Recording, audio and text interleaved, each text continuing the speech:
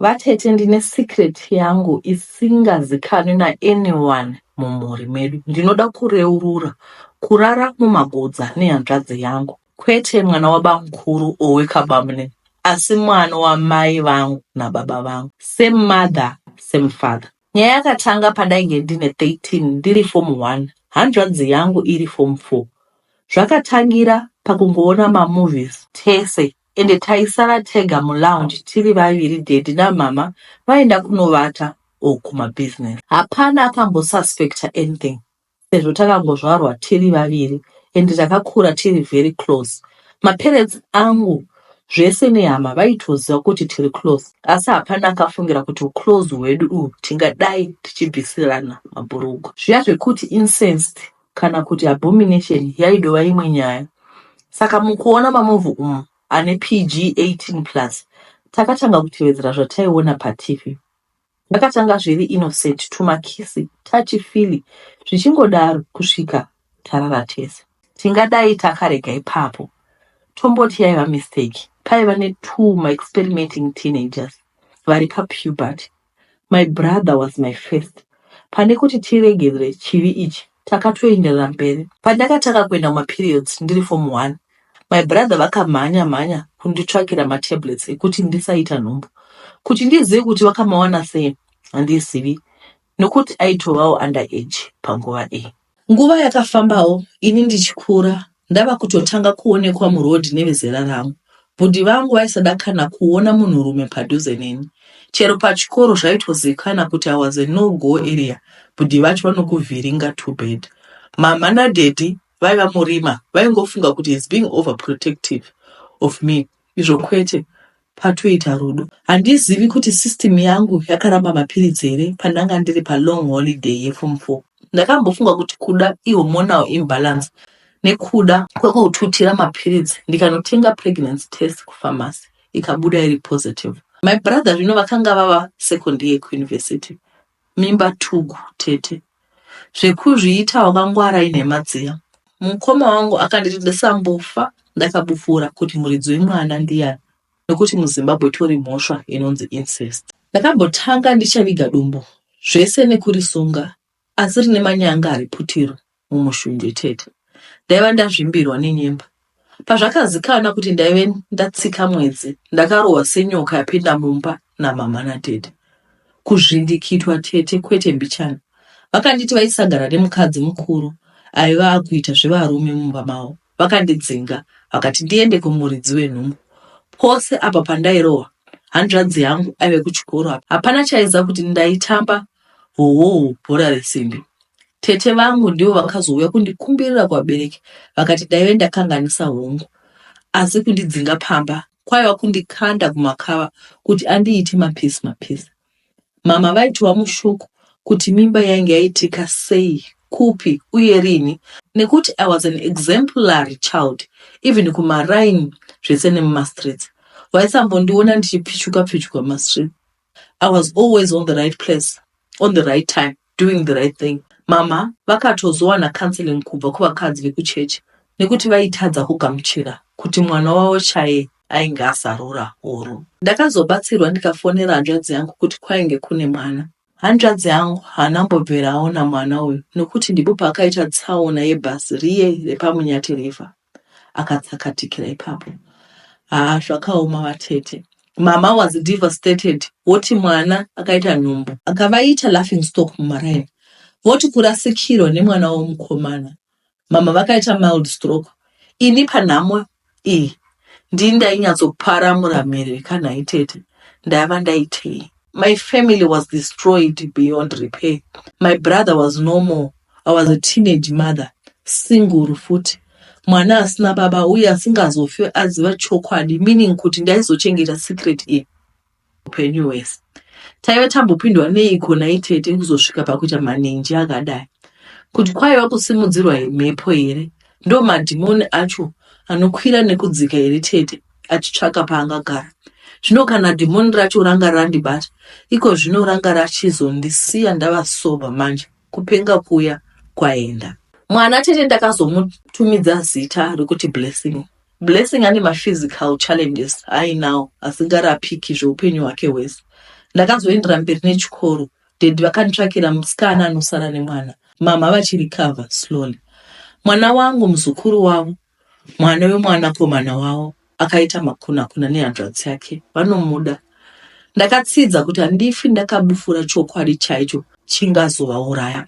Iyi secret ichava secret yangu, simbi nengura yaizondipedza ndichifamba. Ndakazograduata. I'm now a professional muindustry mandiri. Ndinotokomanda respect kufield kwangu. Asi ndine mubvunzo wandinogara zvibvunza vatete ndewekuti was I raped? Raped by my own brother sezvo I was 13 nguva iyo and he was 16. Mutemo unoti mwana wese ari pasi pemakore 18 itori statutory rape. Anenge asati asvika legal age of consent.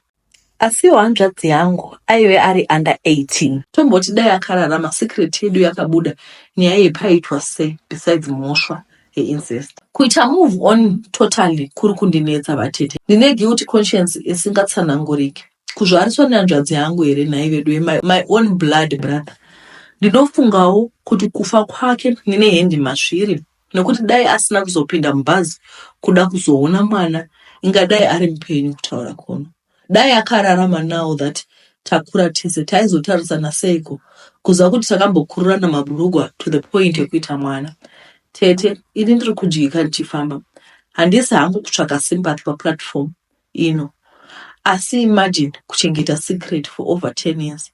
Mama nadedi ndakavaudza kuti ndakabatwa chibharo nemunhu wandisingazivi. Ende vanototenda story iyoyo vakatozvigamuchira. Ndakazoita research ndokuona kuti urema hwaBlessing ndaiva responsible futi. It was a result of inbreeding yakaitika pakati pabhuti nasisi. Ndiwo mabasa aya tete. Handizivi kuti kune masupport group here kunzoko anodhila nemacases akaita seangu. Kana ariko ndakasununguka tete kuenda kutherapy. Good morning, mamukasei veduwe. Idzi ndidzo nyaya dzatinosangana nadzo muupenyu idzi. Incest chaiyo ende mateenager vanhu vekuti vanenge vasingadzoreki. In this case now, I don't know if this was, it is statutory rape because she was under 18, but Buduachu now he was also under 18.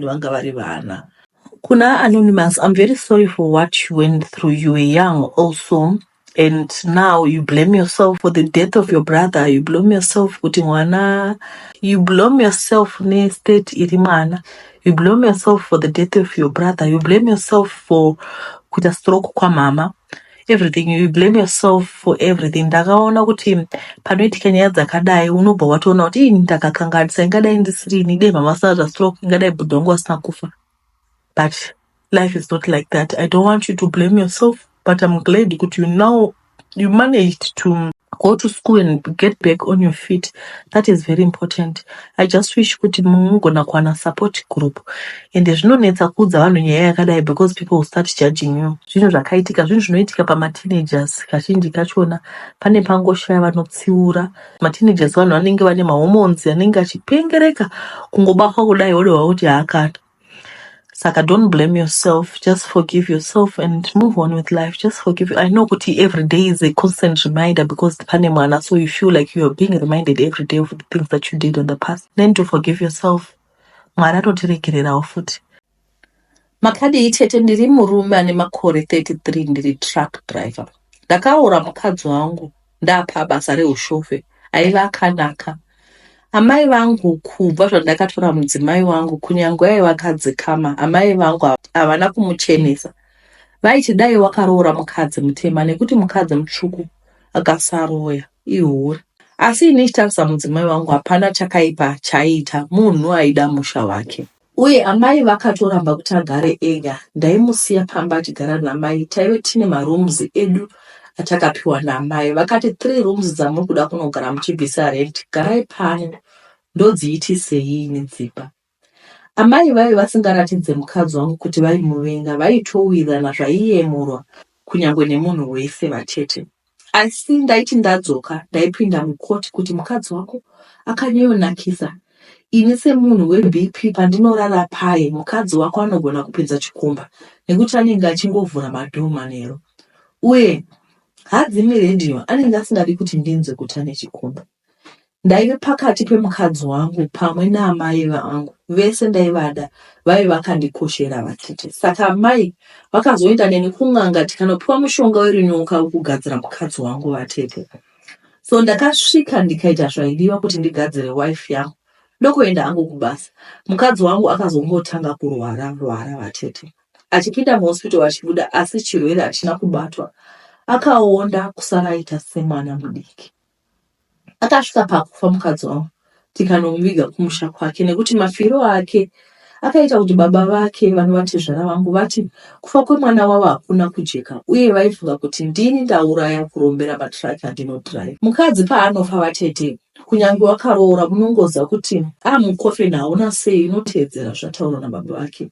Takanoviga mukadzi wangu kumuzarabani vatete, hatina kubvumidza kurara. After burial takadzingwa nehanzvadzi dzake. Takadzoka asi ndairwadziwa semunhu aida mukadzi wake kunyange mwana akanzi asare. Zvakandibata zvisingaiti. Musi wataviga mukadzi wangu usiku akauya kugedhi ndokunoka kumba kwedu. Hatina kuvhura nekuti nguva yainge yaenda. Takanzwa inzwi remukadzi wangu achiti, mai, uyai mundibvise runyoko rwamakandiisa. Ko makandivigirei naro? Ini namai tisu tainzwa izvi. Akapinda tikamuona life tete achiti ndibvisei runyoka rwamakandiisa pandiri. Makandiroya muchiti runyoka asi makandiita kafira mberi. Ndibvisei ndizorore. Kuseri ini namai takaenda kune imwe n'anga ikatiudza kuti hamuna mushonga werunyoka wamakaisa asi makagadzirwa mushonga waidya mukadzi wenyu zvishoma nezvishoma dzamaravu. Tete pakaipa mumba hamugariki. Amai vangu vakupaini mhosva kuti ndiwo wakauraya asi ndiwo vakandiendesa kun'anga iyi ikatipa mushonga. Ndiri kufanira kuenda kunoreurura nekuripa kuhama dzemudzimai wavo asi tete uku hakusvikiki. Ndinotemwa nematemo nehanzvadzi dzake. Ina handina kuziva kuti mushonga watapiwa hausi werunyoka. Nekufa kwamadhamu wangu please ndibatsireiwo nemushonga wekudzikamisa mudzimai wangu kutsindidza mweya wake asapfuke. Zvakaoma. So I just noticed one thing kuti from the word go mai vakabvira vataura kuti warore mukadzi mutsvuku ungafanira kurora mukadzi mutema. Next vakati musaenda kunogara outside, garaipo pano. Next kana mumwana adzoka ndiwo vanenge vachiti handirari vachikomplaina mukadzi wako vanga achidai mukadzi wako achidai asi kumukadzi uya vanenge vachismaila vachimuda vachipa imwe picture. Next kwai mukadzi wako hadzimiri juu anopedza zvikomba. I just see toxicity. This is a parent who is toxic. Guys, one day we are also going to be in-laws. One day we are also going to be my mother-in-law and the father-in-laws. Can you learn to let go? Kana munhu akura kati ndakura ndakuroora zvinoreva kuti akura. Regai vaite madecision avo vega. Haikona kuva mai, this woman was toxic, is toxic. Anokuudza kuti warore mukadzi mutsvuku.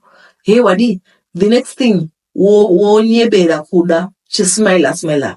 Vana mai vakadaro variko. Ende us because we are very iwe semuroora unenge uri munhare innocent unenge uchitongofunga kuti vari kutokudawo uchitoswederawo padhuze. Now look at it zvazvaguma zvavo. Hazvina kunaka. Ngatiregei kuva vanhu vasina maboundary. Kuda mwana wako, the greatest gift that you can give your child is to let them go. Love is to let them go.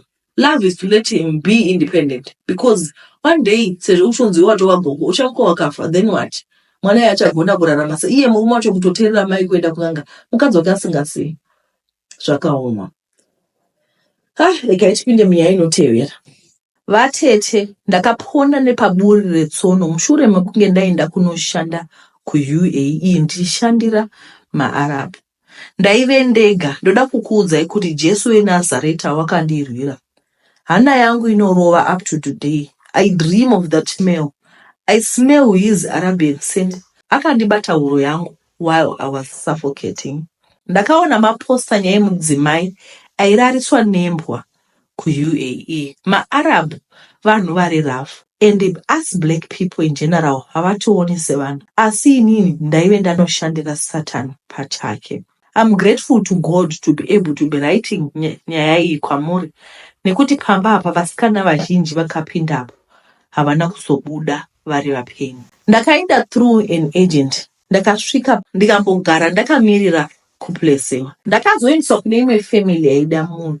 muone mari yacho yandaizopiwa. Chero aiva asara kumba aive ari nane nekuti vaizodipa 150 ndiyo mari yandakapromisiwa. From day one musi wandakasvika ndakanzwa kuremerwa uye something told me kuti something was wrong. Apa kunopisa zvisingaiti kudarika mapisiro anoita kuno kuAfrica. Family vaive vanhu vasina kana moyo wakanaka, asi ndakangoti pamwe kusiyana kwemaculture.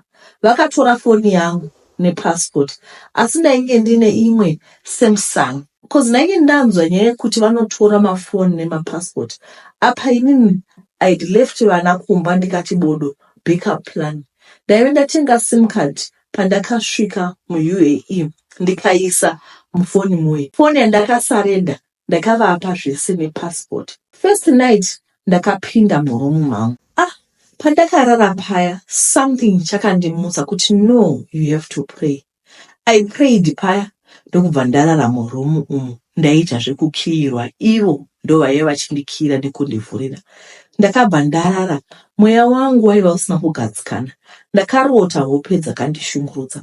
Ndakarota pane munhu aindimhanyisa achida kundiuraya. Ndakangoti kuda kuneta. Anyway, I also felt kuti pane maziso ainditarisa. Saka foni ndainge ndichingotumira mameseji usiku kundakaita zvekufugadzira zviya. Ndakadzikisa backlight. The following morning ndakamuka kuti nditage basi.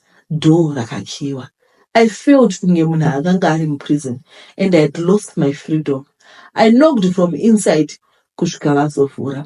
Ndakabuda ndokubva ndapinda mumain house ndokutanga kushanda. Ndipo pandakanzi ndinofanira kurasa mvura muroom yekuseri, asi room iyi yaisabatidzwa light. Moyo wangu wakashushikana. Ndikaona kuti pane zvisiri kumeka sense. Chimwe chaishamisa kuti baba vepamba apa vaida kunonamatira muroom imomo, asi light rakadzimiwa. Saka ndaizopinda ndorasa mvura ko kana ndikavadira mvura vachinamata. First day ndakaona baba vaya vachipinda kunonamata, ndikabva ndanzi chienda kunodeura mvura nemudzimai wacho. Voice rakataura munzeve mangu rikatosapinda. Zveshuwa ndakadira mvura ndiri padoo, handina kupinda.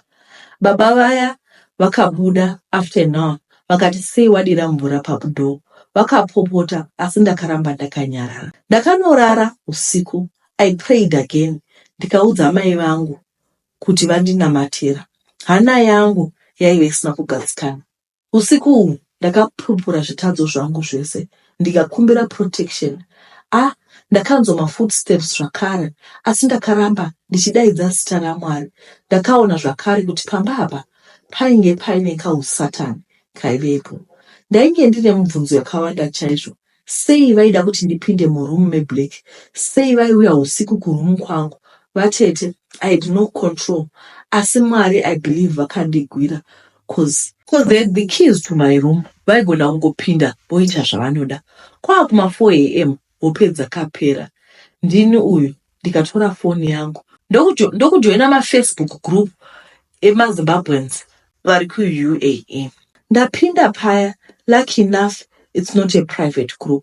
I had an hour only and I knew kuti vanhu vepambaba they didn't sleep because I heard footsteps. Phone mujira ndikavhara neflisi yangu.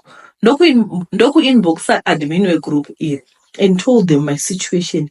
If this was normal, ndapedza paya ndakaputira phone ndokubva ndaivhara ndikaisa mubhegi. Ndakazovhurura door kumapast 6 ndokutanga kushanda. Handiti munoziva kuti every Friday vanonamata kuma12. It was a Friday. Baba vaya vakapinda muroom, ini ndikanzi ndipinde kunoteura mvura. Ko sei vaida kuti ndipinde mumba umu? This was day 2 ndaenda kunoshanda pambapa. Mai vaya vakamira padoo vakati pinda. Ini chii chiri kuitika pano? Ndakanamata paya mumwoyo mangu ndokutora bucket ndokupinda muroom muya. Vatete ndichingoti pinikiti ndinzwe ndabatwa. Ndakavhunduka, mind you, murima umu. At this time ndakanzwa garlic nema-Arabian spice mumhino dzangu. First thing that came to my mind, asi vaida kundirepa. Vakange vachivavarira huro yangu. Ndakabva ndaziva kuti pangu pandiperera. Who were these people? Sei vaida kundiuraya. Vatete, ndainge ndabatana nacho. Vanhu ava vaiva madevil worshiper ende vaida kundiuraya. Ndakagwisana nemurume uyu and I was losing. Asi ndakazongoti, Jesus Christ, please help me. Ndakaita zvekushedzera. Vatete, ndainge ndiri kunyika yevatorwa. And even mai vangu vaizotangira papi kunditsvaka, ndaizotsakatika without a trace. Pandakangodana zita remwanakomana, baba vaya vakaita senge vapera simba. Ini ndokuvasundira uko vachinodonha. At that time mudzimai wacho akabva angoperawo simba ari padoo. Ini ndichimhanya, my brain just said run away. Vana vainge vaenda kuchikoro. Ndakanopinda murumu ndichinotora bhegi rangu fast. Ndokubuda pambapa ndiri bara. I was new in this place. GPS 0. Ndakangotanga kumhanya ndichingoenda. Ndipo pandakaona something like a school. Ndokupinda. Apa ndakabvunza kuti where is police station. Mapurisa eko futi, they are very racist. As I sat by the reception, vakadaidza a black teacher to talk to me. Pandakangoona munhu wegadha redu rakasviba. Misodzi wedu kuita kutadza kuzvicontrola. Apa I didn't even know her, but I felt at home and I felt safe. She was from Kenya, but blacks, we are one. Ndakamurondedzera nyaya yangu, akati she was going to take me home. And then taizowana way forward since ndainge ndatorerwa passport. Takapinda mota make akaenda neni kumba kwake, akanondisiya mumba make, akati aizodzoka after work. Ndakatenda Mwari, chero kurara ndinomborara here. Ndaiva ndakuita sebenzi vatete. Ndakazorangarira foni yangu ndokutarisa message from FB group admin vaya. Vaive vati run for your life. Pamba ipapo pane ma-reports ekunzi vasikana vanongodisappear. That Kenyan lady akandibatsira, akanamata neni, akandipa accommodation, akaenda neni kuembassy. I managed to get my documents back through agent ndokubva ndadzoka hangu kuno kuZimbabwe. Yakava nguva inofadza zvese nekusiririsa ndichiona mai vangu nevana vangu. Ndaive ndaitirwa nyasha nendenga, ingadai ndakatsakatika. Anyway, ndiyo nyaya yatawana iyi. Vanhu vanoenda kuna Dubai nekuEmirates nekupiko kwai kuUAE ikoko. Kwai kuna naameno vana Lebanon nanani kauti zo Lebanon lokuAfrica meno. Asiko kuUAE kumaArabian countries. Anyway, kavasikana regai yenyu. Ende because ona kana uchinzopiwa $150. What do you do with $150? Rather stay kumbasha. Ndakwadziwa vedu kuti vanhu munhu vanenge vaida kudokuuraya kuda kutokudla mhuri yakanga iri masatanist. These were satanists because vanonzi pamba panenge pane room yeblack kuti zviite sei. Murumu unopinda muchinamatiwa izvo vanoda kutouraya vanhu. Asi ndambona zvakadaro. Ko kuzoda kuoutsourca muchitora maAfricans muchiuraya. Madii kuraya imimi muchiurayana pamaArab wenyu. Inga ibasa vedu muve nezuva rakanaka.